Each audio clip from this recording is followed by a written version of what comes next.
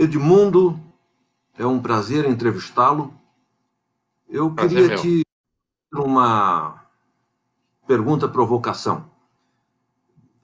Durante muito tempo, tu te estabeleceste como a marca do direito de esquerda no Brasil. Se foi criado o direito alternativo, com práticas judiciais, tu foste o articulador teórico desta corrente jurídica. Bom, atualmente, a esquerda tradicional brasileira, ou pelo menos a esquerda que esteve no poder, e tu não estão mais no mesmo lugar. Eu perguntaria: a esquerda foi para a direita? O Edmundo foi para a direita? Eu te vejo coerente no mesmo lugar. Então, a mim me parece que a esquerda variou de ti. Mas muitos dizem que o Edmundo variou da esquerda. Onde está o Edmundo da esquerda? Né, diz o Hegel que tudo é movimento, né? Eu acho que o que você falou, com toda certeza, a esquerda que eu sonhava e da qual eu fazia parte, né? Ela, ela naturalmente, ela acabou, por falta de uma autocrítica, né? Ela acabou se institucionalizando, se burocratizando e consumindo, digamos, elementos intelectuais muito, digamos assim, é, pouco aprofundados para uma realidade complexa, né? Então, pode-se dizer assim que, e a expressão você já usou em alguns dos seus artigos, né? Ela acabou no seu senso comum, né? Há exceções de grandes intelectuais, agora acabou de falecer o Rui Fausto, né? Entre outros, um ano passado faleceu o Chico de Oliveira, intelectuais marxistas com uma visão efetivamente de autocrítica constante, né? Mas você utiliza essa expressão, uma esquerda de direita, né? De alguma maneira, sem ter percebido isso, porque o nosso primeiro grande congresso de direito alternativo foi em setembro de 1990, né? Em 1990, então está completando 30 anos, né?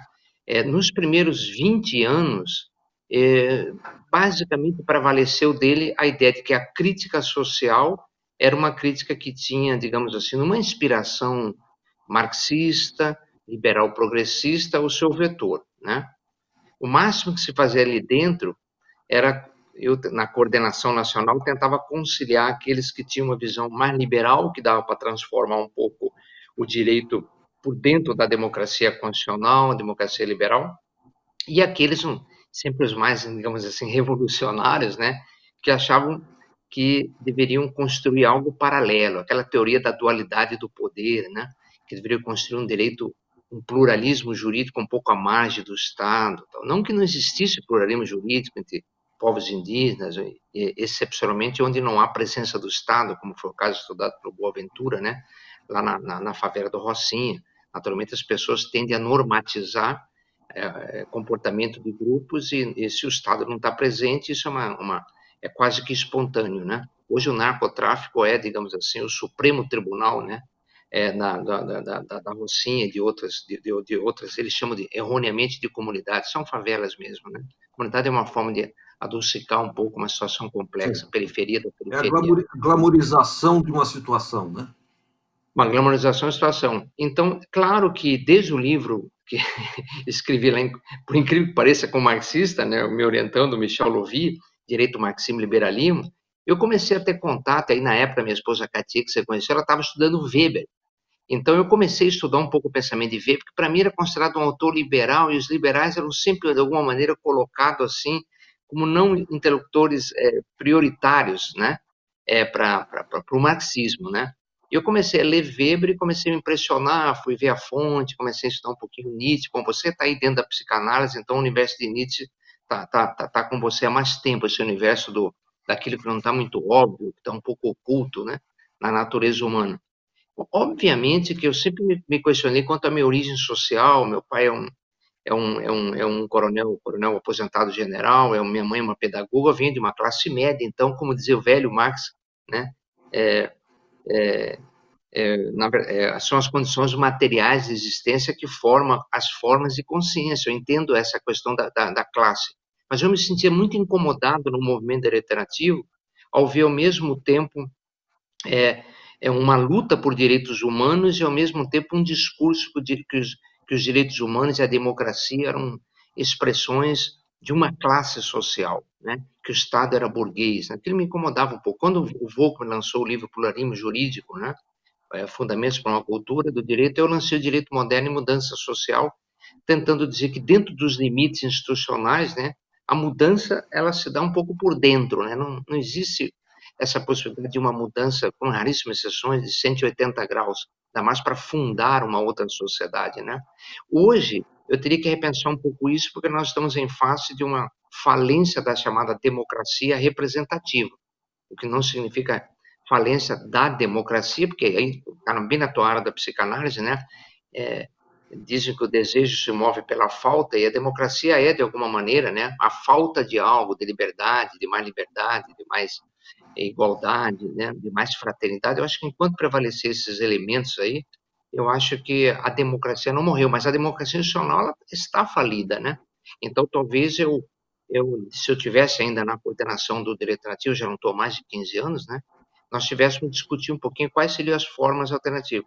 Mas na medida em que, né, aí foram dois fatos históricos que podem me colocar também do lado um pouco mais liberal, e para muitos ser liberal é ser conservador, né? Eu não concordo muito, mas tem muita gente que escreve que ser liberal é ser conservador. Eu já diria, conservar coisas boas não é de todo ruim, né? Mas o que foi ficando claro para mim, assim, ficando claro, é que o movimento alternativo, de alguma maneira, estava colaborando para desinstitucionalizar o processo de institucionalização da democracia, não é? Se você vê, por exemplo, o Moro, né, que nos entusiasmou com uma espécie assim de um voluntarismo ético dentro do Estado, tentando corrigir, né, digamos assim, os rumos, né, institucionais do país, nós também vimos que ele estava dentro de uma cultura, né, uma cultura do direito alternativo. Nós dizíamos durante os 10 primeiros anos, aí aqueles livros que você lembra, né, nós usávamos o signo do Tao, né, Yin e Yang, né, o direito alternativo era praticamente uma espécie de um elogio ao julgamento contra a legem, né, e os juízes gaúchos fizeram isso muito fortemente, principalmente o Rui. O Rui chegou a afirmar, o Rui Portanova, né, meu amigo, né, brilhante, ele chegava a afirmar que num conflito entre um trabalhador e um burguês, ele iria sempre tender para o lado do trabalhador, né? Isso fazia com que as plateias dos estudantes apoiassem muito, né? Mas desde aquela época, não sei se você se lembra, ao mesmo tempo que nós convidávamos o falecido agora Oscar Correias, faleceu uma semana, Oscar Correias, nós trouxemos nos congressos de Nelson Celimo, Jacques Bidet, o próprio Louvi e tantos outros, né? Ao lado desses, nós trazíamos pessoas como José Eduardo Faria, né? João Maurício Deodato, da Escola de Recife, o Marcelo Neves, para fazer um contraponto com o liberalismo. Isso não era muito bem aceito. Eu via muitas coisas nos corredores, né? Como coordenador do movimento. Então, assim, para resumir, eu acho que, de fato, a esquerda não percebeu, nós vibramos, primeiro choramos, né? Votando em Lula a primeira vez, perdeu a segunda, perdeu a terceira, e quando nós conseguimos fazer o Lula presidente, a gente não entendeu muito o que aconteceu, tinha uma ideia, né? Com um acordo da cúpula do PT, né? Diretório Central, e, digamos assim, aquilo que nós podemos chamar os setores fortes do PMDB, com uma exigência de que política de redistribuição social, políticas sociais, deveriam estar bem atreladas à garantia da reprodução, do incentivo, né, para o capital financeiro, para os bancos, né? E aí isso que Gramsci chama, curiosamente, de transformismo, né? Digamos, a militância do PT não entendeu esse acordo. O Lula teria dito: eu quero ganhar a eleição de qualquer maneira. Então ele se abraçou ao PMDB da mesma maneira que o Fernando Henrique Cardoso, que estava na mesma origem do Lula, né, se abraçou ao padrinho PFL, quer dizer, dois partidos que foram a novidade na década de 80, o PT e o PSDB, um com uma proposta social-democrata no papel, que é muito intelectual, que é o PSDB, os tucanos, e outro que não tinha essa proposta social-democrata, mas tinha um elemento fundamental para a social-democracia, que era a classe trabalhadora organizada, o chamado novo sindicalismo, o sindicalismo autêntico, né? E Lula, de forma inequívoca, foi um líder desse sindicalismo, dito não pelego, né? Oi. Deixe-me te interromper. Sim, eu acho que que o Lula foi um líder em conteste desse novo sindicalismo, mas eu creio que tanto o PSDB e os intelectuais que acompanharam o Fernando Henrique Cardoso na fundação desta sigla, como o PT, com muitos intelectuais, cometeram um erro muito parecido, que é a transformação da questão política de um discurso e de uma tentativa de prática do discursado, tudo foi transformado em questão eleitoral. Era ganhar a eleição a qualquer custo, fazendo aliança com qualquer grupo e pagando os contratos, né? Quer dizer, com entrega de poder, de vantagens para grupos excessivamente conservadores. Sim, de acordo com isso. Não, isso é verdade. Fala. É verdade, porque aí aquilo que eu chamo num dos escritos aí de um duplo equívoco, né? Primeiro foi uma importação da ideia de social-democracia, de socialismo um tanto fora de lugar, né? Porque para haver uma social-democracia, para haver um socialismo, teria que haver uma cultura democrática socialista, uma cultura liberal. E a gente nunca teve uma cultura liberal forte no país e uma cultura Sim. socialista, digamos assim, mais marcada pelo anarquismo. A nossa cultura entrou. Eu lembro quando escreveu aquele livro, que é a derrota, o que é dialética, né? A derrota da dialética, ele escreveu os dois. Quando ele diz que a derrota das classes trabalhadoras se deu, por incrível que pareça, por um hífen. Você colocar o hífen Marx, tracinho, leninismo, o marxismo-leninismo. Ele diz que Marx, um pensador abstrato, foi rebaixado a uma utilização instrumental no plano de Lenin, sem dúvida um revolucionário, e Lenin foi alçado uma espécie de um filósofo, né? Né? Isso levou, digamos, à derrota da dialética. Logo, ele até brinca, isso foi no Brasil, mas foi no mundo inteiro, né? No mundo inteiro, com toda certeza, né? O Cardoso, quando viu que não poderia somar com o Lula, ele trouxe uma ideia de social-democracia, mas totalmente tutelada pelo PFL. Imagina a sabedoria do Sim. ACM, não dá as coisas de graça. E o PT fechou com o PMDB, né? Quer dizer, ali entrou, de um lado, o clientelismo, de um lado, o coronelismo do PFL no Nordeste todo, e, por outro lado, a questão do, do, do, do fisiologismo, né? Do partido que tinha a Sim. maior capilaridade no Brasil, que era o PMDB, né? O PMDB tinha MDB. representação em todos os municípios do Brasil. Agora, eu noto, desde os tempos do Instituto de Direito Alternativo, que presidiste, fundaste, e hoje, nas redes sociais, uma recusa, um veto, uma resposta até agressiva à ideia de liberalismo. Bem, eu diria que as pessoas talvez não saibam o que dizem, né? Porque a questão dos direitos humanos no Brasil tão fundamental, isso é essencialmente liberal. Agora, uma certa esquerda tende para o identitarismo, isto é, essencialmente liberal norte-americano, né? Então, a mim me parece que o iluminismo, não o de 2 séculos atrás, mas um iluminismo atualizado, um liberalismo comprometido, não te parece que isso ainda seria profundamente revolucionário no Brasil e que certa esquerda que pratica, tenta radicalizar posições liberais, ao mesmo tempo que recusa o liberalismo, É, está numa... essa contradição estava presente no direito alternativo, né? Claro que a modernidade da Revolução Francesa ela estava estruturada dentro de um movimento anterior que era a própria Revolução Econômica que se deu na Inglaterra, né? Então, hoje nós sabemos que a razão jurídica ela ela tinha que ser, digamos, o arcabouço para organizar o mercado, né? Hoje nós sabemos que o mercado tem várias formas, né? Mas o mercado sempre foi colocado um carimbo como algo ruim, mas coisa meio demoníaca, né? O lugar da exploração da mais-valia, o lugar da, né? E o liberalismo era meio que colocado, o liberalismo político, como algo quase que subsumido, né, no liberalismo econômico. Mas esse ideário doutrinal do liberalismo político não se resume, né? Tanto é que hoje não se resume à razão econômica, lex mercatória. Tanto é que hoje nós tentamos usar princípios fundamentais, como você falou, de luta por direitos humanos, né? Contra, digamos, a evolução desse mercado restritivo, seletivo, predador, que é o neoliberal, ou seja, é um capital da financiarização que torna cativo o capital que produz o capital, né? Nesse sentido, há uma luta de classes por dentro do capital, da mesma maneira que sempre houve, de alguma maneira, um reflexo da luta de classes no seio trabalhadores, porque quando nós falamos em classe trabalhadora, é um abstrato tão grande, né, que pode ser colocado o colarinho branco com 50 salários mínimos por mês, como um trabalhador que ganha um salário mínimo, né? Então, existe uma diferenciação entre classes sociais.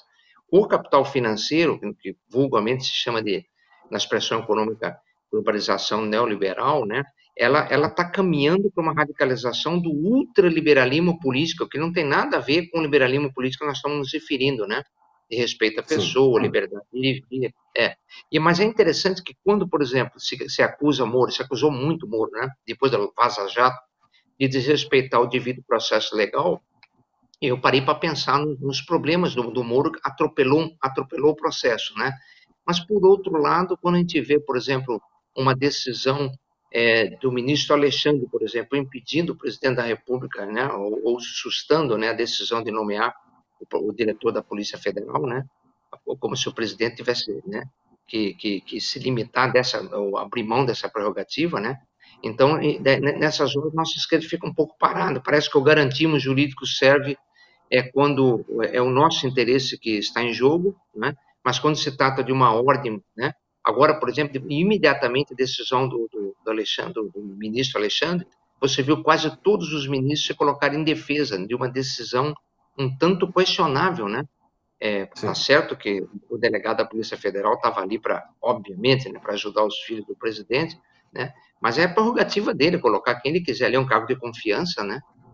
Sim, não se defenda o Bolsonaro, não se defenda os motivos do Bolsonaro, mas se explique que o presidente da República, seja quem for, tem poderes discricionários para nomear o chefe da Polícia Federal. Isso é, só Você falou, duas aí, coisas. você colocou bem a questão do identitarismo, né? Os mais ortodoxos, assim, dentro do marxismo, eles chegam a colocar que o identitarismo, essa luta que começa nos Estados Unidos e tal, que se propagou, que ela seria, inclusive, um óbice à própria ideia de luta de classes, segundo a concepção de duas classes antagônicas, né? Tem vários Sim, teóricos de esquerda nos Estados Unidos sustentam isso, e na América Latina também, né? Eles não conseguem entender que existem lutas, aí você entende muito mais do que isso, existem lutas que são no plano da subjetividade, né?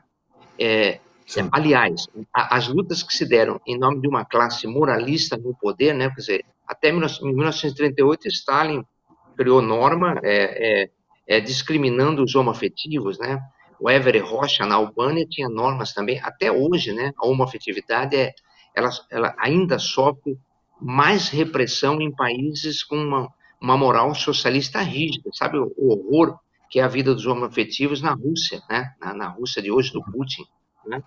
Então, como se a luta no plano da subjetividade, do desejo, da esfera da dimensão privada, né, fosse algo que chocasse com uma ideia de representação de classe, né? Porque também a representação de classe, a ideia de uma vanguarda representando interesses gerais de trabalhadores, que é uma coisa abstrata, tivesse uma eficácia. Eu sempre digo nos artigos que se uma ideologia, uma filosofia, uma ideia não tem uma expressão de um correlato na consciência individual das pessoas, ela passa a ser reacionária, né? Porque, na verdade, o que é mais importante? Está em choque a luta de alguém que, por exemplo, reivindica a bissexualidade e, ao mesmo tempo, reivindica direitos do trabalho, né? ou Sim, direitos sim. humanos, não são coisas... Eu tenho a impressão que se está deletando o denominador comum, ou seja, de reivindicações sociais de classe, que interessa a grande parte da população, e se está pela uma atomização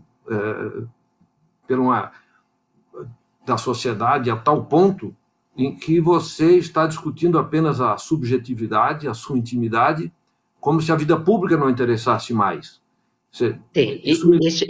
É aquilo que o Velho Marx dizia: tudo que é colocado no mercado torna-se mercadoria e pode, né, sofrer uma Sim. transformação.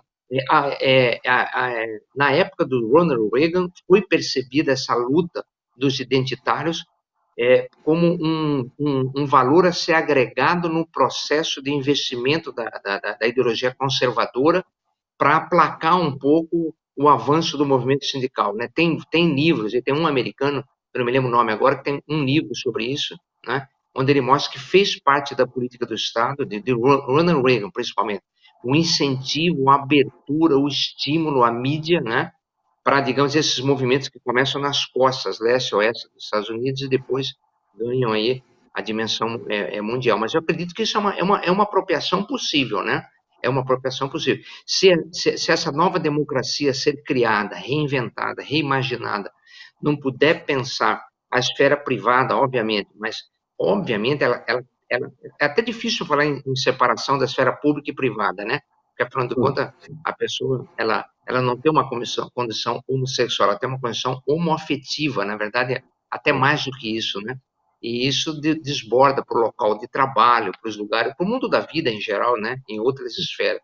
Mas eu acho que a modernidade que a gente pleiteia é uma modernidade que tem que levar um pouco em consideração algumas bandeiras pós-modernas. Obviamente que, se nós quisermos retirar da modernidade o que a Revolução Francesa fez com as mulheres, né, guilhotinando-as durante um ano e meio, pelo menos, em todas as praças públicas da França, o que a Revolução Francesa fez guilhotinando homoafetivos, né, a gente vai desconsiderar as bandeiras do mínimo melhores.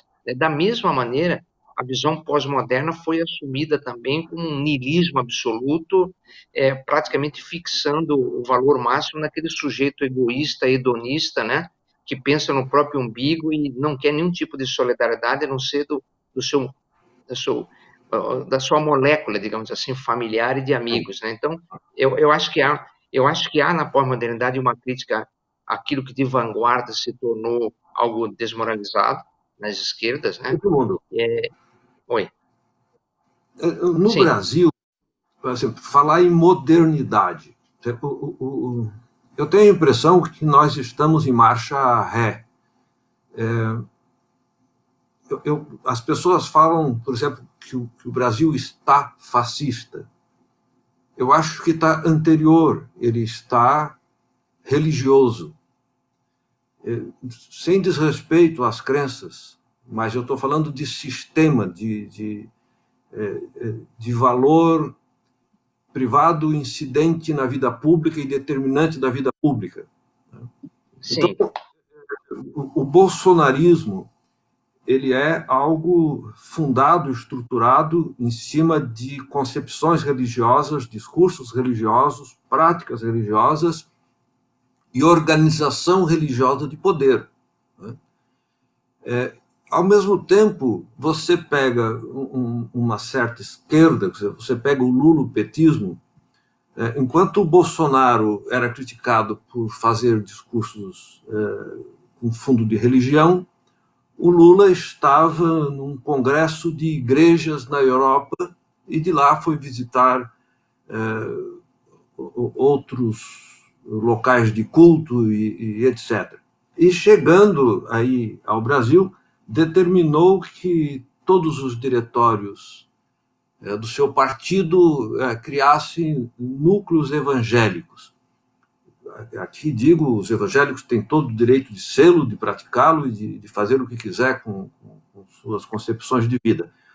Mas o que me preocupa é que o esforço da Revolução Francesa, do liberalismo, é a tentativa do Estado laico. E no Brasil, esquerda e direita vão buscar lastro nos movimentos religiosos e transformam a sua fala, o seu discurso, organizam a sua proposta de administração pública a um compromisso com grupos eleitorais, abandonando os compromissos de república. Não te parece que nisso esquerda e direita se aproximam demasiado no Brasil? Isso é verdade, né? Porque você, começando pela questão toda, claro, nós estamos falando que o iluminismo realmente pregou, basicamente, a aposta, né, na razão e na ciência como uma forma, não de eliminar, você falou bem, né, que é o Estado laico não elimina a religião, mas a pluralidade, né? A pluralidade, a convivência de religiões, etc. E a liberdade de não estar sujeito a aquela heteronomia das normas religiosas que se espraiavam por todas as outras dimensões, né? Na Idade Média toda, a ideia da religiosa contaminava a arte, a política, né? A própria sexualidade. Muita gente foi para a fogueira por desrespeitar essa invasão dessa. O liberalismo, a Revolução Francesa, ela prega, digamos assim, a orientação de todas as dimensões, a sujeição à dimensão jurídica, né? A ideia de homem jurídico, sujeito de direito, né? Agora, isso é legal, porque extrapola a questão dos interesses econômicos, né? Isso muitos marxistas reconhecem. O Chico de Oliveira, quando ele cria aquela metáfora do ornitorrinco, né? Claro que era um bicho que Darwin não entendeu muito bem, porque tinha natureza dos três, né? De três reinos distintos, né? O Brasil tem uma mistura de pré-modernidade, modernidade e pós-modernidade. Depende de onde você está, mas não é uma questão geográfica. Nós mesmos podemos viver situação como esse momento, que é profundamente pós-moderno, estamos aqui nos comunicando, né? Uma alta tecnologia da chamada sociedade da informação, mas em termos de cultura, eu e você podemos ter concepções completamente diferentes, talvez você um pouco mais moderno, eu menos moderno, ou vice-versa, em relação à religião, em relação à sexualidade, não é? Então, Sim. no Brasil, teve um filho de um governador em Mato Grosso que bateu o carro, ele estava com um carro importado, bateu num carro de alguém que era um fusquinha, ele tirou uma arma, alguém trouxe uma arma de moto, então havia um diálogo moderno entre dois caras que tiveram um conflito no trânsito, né? Um pega um celular de forma pós-moderna, manda um amigo trazer uma arma, e de forma pré-moderna ele resolve, através da autotutela, dar uns 2 ou 3 tiros e matar um engenheiro elétrico, um trabalhador, né? Então, Sim. nós temos essa dissociação, essa desconexão, não é? E por isso o próprio conceito de racionalidade está desgastada, né? Quer dizer, o próprio conceito de racionalização também. Com toda certeza, eu tenho escrito sobre a questão da regressão, quer dizer, quando uma parte da população, e nós nos entusiasmamos saindo da ditadura com a reinstitucionalização, democratização do país, na medida que chegamos a um ponto de ter eleito pelo voto com 58 milhões Bolsonaro, né, encaminhando com 25% da população, com o setor das Forças Armadas, que ele soube muito bem cooptar, e com o Congresso que agora ele resolveu compor do Centrão, a gente pensa que realmente, né, você tem toda a razão, porque desde as comunidades eclesiais de base, elas foram um elemento vital para a emergência do PT. E sem o pentecostalismo e vários outros setores que não são pentecostais, são mais tradicionais evangélicos, como Malafaia, a igreja dele fundada, a igreja dele do qual o pai dele foi pastor, acho que o avô também, né? Era a igreja, eu acho que é a Assembleia, né? Alguma coisa assim. Hoje ele criou uma outra. Assembleia de Elas Deus. não são Assembleia de Deus. Eles não são pentecostais, mas eles estão bastante fechados, né? Com uma defesa dos costumes, né? Quer dizer, quando fala em costume, tudo bem, a pessoa tem direito. Eu outro dia recebi a visita do Oswaldo Agripino, ele é testemunho de Jeová, dormiu aqui em casa com a esposa e com os filhos, e uma convivência espetacular, e eu procurei fazer aquilo que o historicismo pregava em relação à razão iluminista. Vamos tentar ver, relativizar um pouco, não de forma absoluta, mas ver quais são as parcelas de verdade no outro, né? Então eu procurei entender um pouco, né? Como é que alguém com um doutorado, professor em Yale, né, em Harvard, como o nosso amigo Oswaldo Agripino, depois de 10 anos é batizado, né? Então ele tem uma racionalidade, né? Isso não significa que ele apoia Bolsonaro. Então há também divisões nos setores evangélicos, né? Não há uma um aceite geral. Isso é muito importante, essas decisões. Existem pastores que são progressistas, né? Eu tenho dúvida que não haja um aceite geral. Eu acho que há uma ou outra discrepância, mas o aceite. Mas isso é semente, né? Tem pastora, por exemplo, gay, né? E são várias já no Brasil, claro, em relação a essa cartela, né? De oferta de igrejas pentecostais, né? Agora o tal do Valdemar não está vendendo por R$ 1.000 aí uma semente de um dado feijão para curar né? Sim, sim. É um Mas, negócio. se vende vassoura sagrada, sabão sagrado, álcool sagrado, isso Então, a então assim, redução do sagrado da mercadoria confirma. mas, de alguma maneira, essa questão que você coloca da alienação, no fundo, podemos dizer assim, né? Os representantes, na medida em que são obrigados a ir ao encontro de um dado senso comum, a outra opção seria ser uma vanguarda, e aí, para ser vanguarda, teria que ser um pouco autoritários para tentar reconstruir o senso comum de cima para baixo, porque esse senso comum, esse que está lá na base mesmo, na base, eu penso na minha mãe, né, que anda com os, os santinhos dentro da bolsa, né? Sim. Eles têm uma concepção religiosa que não pode ser retirada de fora para dentro, né? Sim, sim. Esse senso comum, você não acredita muito, mas ele pode permitir talvez uma outra leitura. Eu não sei como fazer diferente uma transformação cultural, e Gramsci entendeu isso, né? Dizendo que a religião tinha que ser reconstruída no seu senso comum, no lado positivo, né? Daí você vai dizer, não, mas não há como. O meu filho está nessa, aos 16 anos, de dizer da incompatibilidade total da religião em si, né? Ou da religiosidade com uma visão esclarecida, né? Do mundo. Mas você não pode esquecer que boa parte do iluminismo, se não a parte maior, foi construída pelo cristianismo. Sim, tem o existencialismo, que me parece a corrente filosófica, literária e mesmo psicológica profundamente marcante, foi iniciada com Kierkegaard, que era profundamente cristão e a semente do existencialismo está nele. Né? Isso, Uma que isso. eu queria te colocar ainda. Estamos em coronavírus e haverá um depois.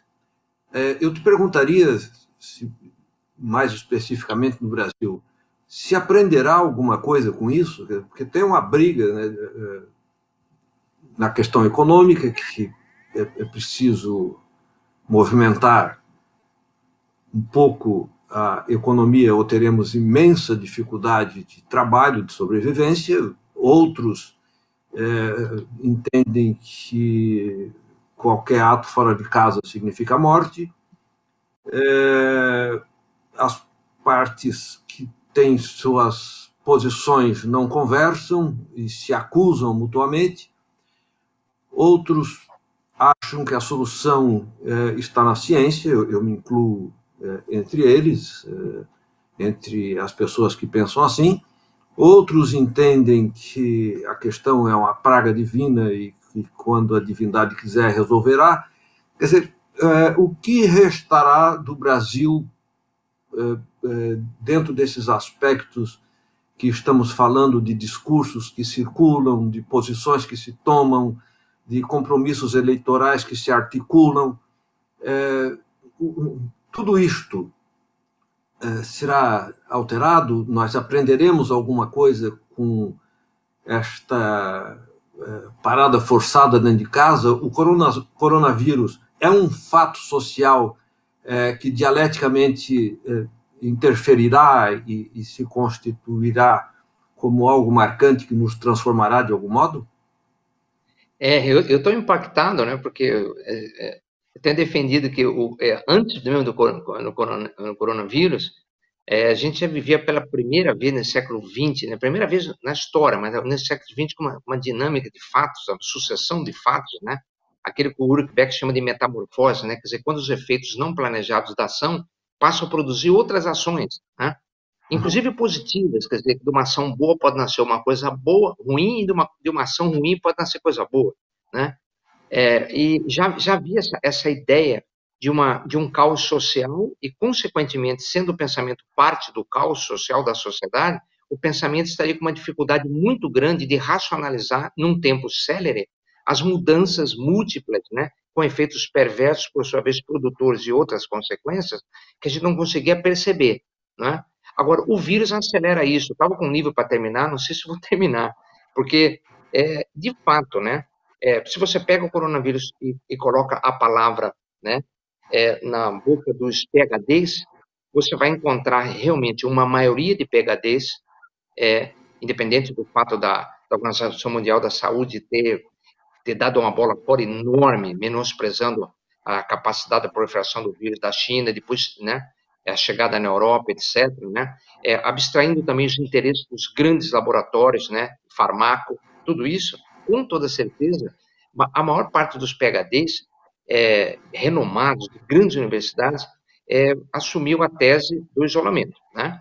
Mas, assim, há uma centena de outros grandes PhDs dizendo que o isolamento absoluto, sem regras, empurrando a curva para frente, não é? E no nosso caso, coincidindo com o inverno, poderá também trazer efeitos que devem ser calculados. E aí eu não gosto muito do critério utilitarista, mas que vai ser calculado também em número maior até de mortes, né? Mas eu não vou entrar nessa questão. Estou isolado e eu acho que algumas pessoas têm que ficar isoladas. Na minha idade, 64, tem que ficar isolado, né? E outras pessoas com problemas têm que ficar isoladas, é verdade. Mas eu tenho lá minha dúvida se todo mundo tem que ficar isolado e quanto ao planejamento disso, tá? Eu tenho um pouco de dúvida, já que nós sabemos que 70% da população tem que ser contaminado, pelo menos, né? Para que esse vírus realmente entre num declínio. Ora, eu acho que, além dessa controvérsia, aquilo que um autor escreveu, Ciência, um monstro, né? Um epistemólogo, né? Mostrando que as ciências humanas são consideradas ideológicas, mas os grandes erros humanos, né? São feitos pelas ciências ditas exatas e as biológicas estão num plano bastante considerável, ou seja, há acertos e há muitos erros, né? É, com relação à projeção política e filosófica, eu acho que realmente muda mesmo, você tem toda a razão, há um impacto grande, porque a globalização neoliberal, ela estava, digamos assim, desgastada, e não é por falta de reprodução, né? Reproduziu-se tanto o capital e concentrou-se tanto a renda nos últimos 30 anos, sobremaneira nos últimos 10 anos, né? Que havia um problema muito grande de se manter essa lógica acumulativa de capital volátil, né? E a questão da, da organização do mercado de consumo, que não poderia ser para todo mundo, né? Já havia um problema aí estrutural dentro desse capital que foi ficando fictício, quer dizer, os Estados Unidos, como um grande contador do mundo, fazendo dinheiro de papel, não é? É o fiat lux, né? Isso aconteceu desde 2008 e todas as reservas aí, reservas nossas populares de dinheiro, foram gastas para manter, dar uma sobrevida para essa forma de organizar o mercado neoliberal, né? Agora, um primeiro efeito é que o Estado voltou a nascer, quer dizer, da ideia de Estado mínimo, né? Se passa a falar, não, puxa, como o Estado é importante, né? O SUS brasileiro, hoje tem um amigo meu, Max Fabiano, né? Ele está lá com noravírus, internado no Hospital das Clínicas de Porto Alegre. Ele me mandou um torpedo, ele não está entubado, mas ele falou, Edmundo, fui salvo aqui, isso aqui o SUS aqui do Rio Grande do Sul, de Porto Alegre, é uma Noruega. Fazendo elogio, porque se o Donald Trump tivesse um SUS lá nos Estados Unidos, ele não estava com esse número de mortes que tem hoje, então tem que fazer justiça, né? Então, com certeza se fala da necessidade de políticas públicas. Daqui para frente a gente sabe que vem mais vírus, é a mesma história da descoberta da energia atômica. Antigamente um Estado precisava de 5 a 10 anos para desenvolver uma bomba atômica, né? Se os grandes permitirem, né? Agora, essa tecnologia está disponível para setores fundamentalistas que podem fazer, no máximo, em 7, 8 anos, no fundo de quintal, uma bomba. E você imagina o que é quando... Estou falando da bomba atômica, não estou falando de hidrogênio. A bomba atômica só o estopim da de hidrogênio, sem encontrar a outra, né? A de nêutron, né? Essa bomba tinha 1,5 m, né? Hoje em dia você pode fazer uma bomba com poder muito maior, né? Com 40, 50, meio metro, né? Você imagina quando essas bombas tiverem... Você pode portar uma bomba, né? Um indivíduo hoje pode portar uma bomba e controlar. Você imagina a escala que pode se dar num mundo bárbaro desse, como é que vão ser os atentados, vão ter saudade da queda das Torres Gêmeas, talvez lá por 2030, 40, quando movimentos se utilizarem do que está disponível em termos de tecnologia. E eu fico pensando na guerra biológica, não é? Não estou criando teoria da conspiração ou assumindo que isso foi criado em laboratório, não, não. Né? Mas já se cogita dessa manipulação biológica também, né, em termos de usos A guerra geopolíticos. biológica é possível. Essa pode não ter sido, também acredito que não seja, mas a guerra biológica é possível. A guerra biológica é uma variante que está aí, não estava há um século atrás, né? O Estado vai ter que se organizar, porque o Estado sempre serviu o capital, né? Obviamente, para organizar a composição do capital. Mas agora ele passa a ser fundamental até para se utilizar recursos públicos, recursos da população, para se pensar em situações como essa, né? Que foram geradas e vão ter um impacto durante os próximos 5 anos. Eu tenho escola, você sabe, o SESUD, o Cruz de Souza, os professores estão trabalhando com os loucos, os alunos também, mesmo assim as pessoas desempregadas não têm como pagar. Então está vendo já uma inadimplência de 40%, 50%, e eu imagino, e eles começam a contar as histórias da pequena loja, da pequena padaria, né? E de negócios que estão quebrando, restaurantes, o impacto é muito grande, né? E isso vai ter que ser totalmente reconstruído, né? Vai ter que ser totalmente reconstruído. Agora, eu vejo assim, com uma possibilidade de se ver definitivamente a morte da globalização liberal. Eu acho que o Piketty, né, esse economista francês da Inglaterra, ele disse que essa concentração de renda ela vai ter que ser quebrada se não houver uma distribuição de renda mundial mínima, né? Não tem como você construir um mundo melhor, né? Então, aí vem aquela E o questão que próprio você coloca, sistema, se a crítica. concentrar tanto, não se reproduz, né? Exatamente, claro, o O próprio capitalismo não se reproduz. os mercados outros estão vivos, né? Eles não podem ser sufocados por uma forma de mercado estúpida, né, que é a liberal. E eu fico sempre questionando aí, sim, uma crítica, né? Não que eu seja contra o garantismo jurídico, mas eu acho que o garantismo jurídico vai ter um potencial maior, né? Quando entender que nós tivemos um garantismo jurídico tardio, né? Sem uma contrapartida de uma cultura liberal mais forte entre nós, mesmo autocrítica, movimento alternativo, né? Para valorizar isso como algo que tenha validade para a maior parte das pessoas, porque o neoliberalismo foi já implementando as reformas, elas eram justificadas por causa do gasto público com corrupção, gasto público com projetos que não terminaram, etc. Mas as reformas eram justificadas pelo próprio capital como se o Estado fosse um entorvo, né, fosse um problema para o desenvolvimento da sociedade, quando na verdade as elites também colocaram uma composição de corrupção muito grande, né? Então, eu acho que agora vai ter que se repensar uma nova forma de democracia. Naturalmente, ninguém vai acabar com a democracia representativa, mas vai ter que estar uma reforma eleitoral, uma forma de expressão de baixo para cima, né?